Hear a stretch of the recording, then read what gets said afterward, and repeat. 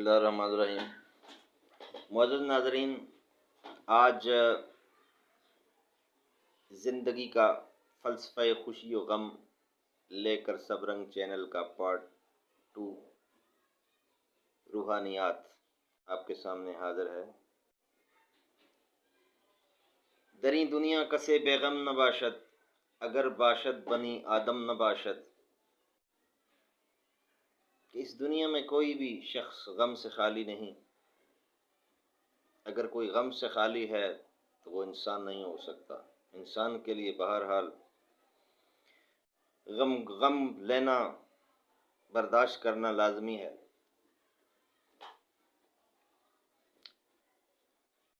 ناظرین گرامی، دنیا میں ایک شہر علم گزرے ہیں جن کا علم آج تک ہم پڑھ رہے ہیں، محسوس کر رہے ہیں، دیکھ رہے ہیں، برکات دیکھ رہے ہیں۔ محمد رسول اللہ فرمایا انا مدینۃ العلم علی بابھا، میں علم کا شہر ہوں، علی اس کا دروازہ ہے۔ یعنی علی کرم اللہ وجہ باب العلم نے فرمایا اسی بارے میں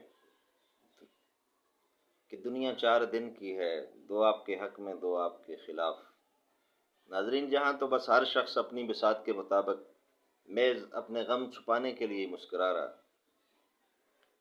اور یہاں ہر شخص اپنی طاقت کے مطابق اپنے زخموں کے گھاؤ کی بافی کرنے میں مصروف ہے۔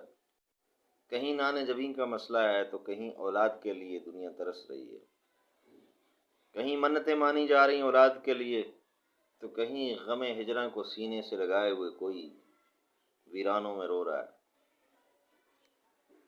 کسی کے ہاں بیٹیاں ہی بیٹیاں دے دی جاتی ہیں تو وہ بیٹے کی نعمت کو ترستا ہے، کسی کو بیٹے ہی بیٹے ملتے ہیں تو وہ بیٹی کی نعمت کو ترس رہا ہے۔ کسی کے پاس سب کچھ ہے تو اسے دولت قرار سے محروم کر دیا جاتا ہے۔ کوئی فاقہ کشی میں فٹ پاتھوں پر گہری نیند سو رہا ہے تو کوئی مرغ مسلم کھا کے بھی نرم نرم بستروں پہ آہیں بھرتا ہے، کروٹیں بدلتا ہے، تلوے جلتے ہیں۔ یہ اس کی تقسیم ہے۔ الغرض دنیا میں ایک مسکن عارضی ہے۔ اکمل ذات تو صرف وہی ہے جس میں کوئی وہ تمام نقائص سے پاک ہے۔ حدیث مبارکہ ہے کن فی الدنیا کأنک غریب او عابر سبیل۔ دنیا میں ایسے زندہ رہیے جیسے کوئی مسافر ہوتا ہے یا راہ گزر ہوتا ہے۔ راہ چلنے والے مسافر کو آرام سے کیا مطلب؟ یہاں تو بس ہر کسی کی کٹ ہی جاتی ہے، کاٹنی ہے، اور آن کی آن میں زندگی، سامعین، آن کی آن میں زندگی کے ادھورے خواب چھوڑ کر دنیا سے چلا جاتا ہے۔ اور خوشی تو خاصہ جنت ہے، یہاں ملنا مشکل ہے،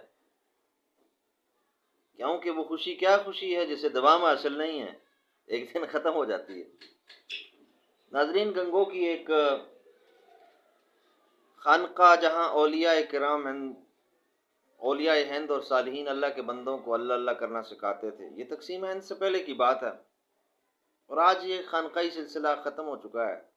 باقاعدہ جہاں ذکر کرایا جاتا تھا، نصائح و وظائف ہوتے تھے، بندگان خدا اللہ کی محبتوں کی مشق کرایا کرتے تھے اپنے بندوں کو۔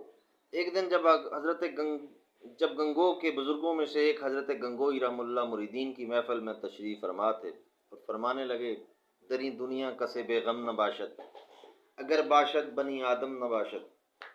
تو آپ کے حلقہ ارادت میں سے، آپ کے سالکین میں سے ایک شاگرد نے سوال کیا، حضور یہ کیسے ممکن ہے کہ اس رنگوں سے بھری دنیا میں ایک بھی شخص ایسا نہ ہو جو غم سے خالی ہو؟ یہ فام میں اترتی ہوئی بات نظر نہیں آتی۔ تو استاد محترم نے فرمایا ٹھیک ہے، اگر آپ کو کوئی اس میں شک ہے تو جائیے دنیا میں تلاش کریے ایسا شخص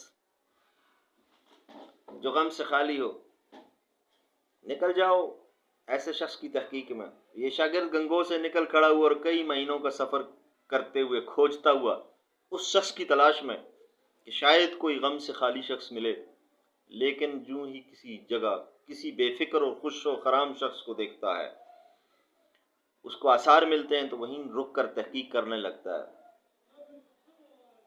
آخر کار جب تھک ہار کر واپس لوٹنے لگا تو کہیں راستے میں ایک نواب کی حویلی سے اس کا گزر ہوا، جہاں انسانوں کی بھیڑ دیکھ کر وہ بھی اندر داخل ہو جاتا ہے۔ اس نے اسے شادی کی محفل سمجھ کر اندر داخل ہوا تو وہاں نواب کا ایک وسیع دسترخوان ہے، جہاں پر عوام الناس کو کھانا کھلاتا ہے، پیسے کی ریل پیل ہے، الغرض زندگی کی ہر آسائش وہاں موجود ہے۔ جو ایک چمکتے چہرے والا شخص، گلابی گال، بڑی بڑی مونچھوں کو تاؤ دیتے ہوئے وہاں بیٹھا ہے، باہر دالان میں تکیہ لگائے ہوئے اور اپنی ٹانگیں کسی شخص کی گود میں رکھے ہوئے۔ اس سالک نے ایک سردہ بری کہ آج مجھ کو میرا مقصود مل گیا، یہی وہ شخص ہے جو یقیناً غم سے خالی ہوگا۔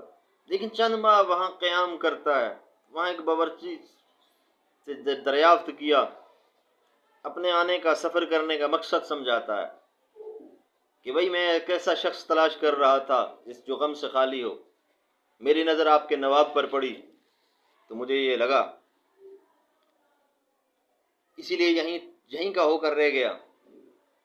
یہ سن کر اس شخص نے، باورچی نے قہقہ لگایا اور کہنے لگا، نہیں یار، ہمیشہ انسان کو کسی مسکرانے والے شخص کو دیکھ کر ایک گمان ہوتا ہے، حالانکہ بات یہ نہیں ہوتی۔ یہ ہمارا نواب دنیا کا غمگین ترین انسان ہے، جو غم قدرت